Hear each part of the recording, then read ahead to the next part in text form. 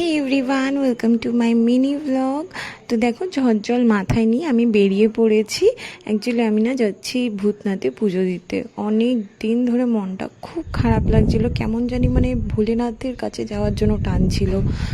তো সবাইকে সেদিন রাজি করিয়েছিলাম, কিন্তু সবাই প্রথম থেকে না করে দিয়েছিল। আর সেদিন হঠাৎ করে বৃষ্টি, মানে কোনো দিন এরকম হয় না, এই কদিন টানা এত গরম, আর হঠাৎ করে সন্ধেবেলায় করে ঝড় বৃষ্টি চলে আসলো। আমরা তারপরে এই রাস্তার মাঝখানে গিয়ে সিঁড়ির তলায় দাঁড়িয়ে এলাম। তারপরেও মনে একটা ভয় লাগছিল যে মন্দিরে যাওয়া অবধি মন্দিরটা খোলা থাকবে কিনা, পুজো দিতে পারবো কিনা। কিন্তু কি অদ্ভুতভাবে জানো তো, গিয়ে পৌঁছেছি তখনও পুজো হচ্ছে, ভীষণ সুন্দরভাবে পুজো দিয়েছি।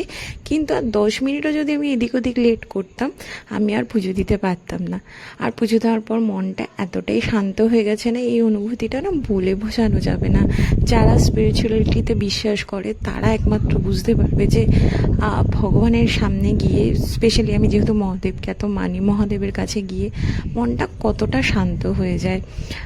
আর মানে অদ্ভুতভাবে না, এই ভালো লাগাটা পুরো মানে সিচুয়েশনটাকেই চেঞ্জ করে দেয়, সব কিছু পুরো পাল্টে দেয়।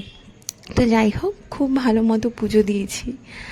আর সবাই খুব আনন্দ করি, ইভেন সবাই যারা যারা বলছিল তারা কেউ পুজো দেবে না, তারা সকলে মন্দিরের ভেতরে ঢুকেছে, সবাই পুজো দিয়েছে।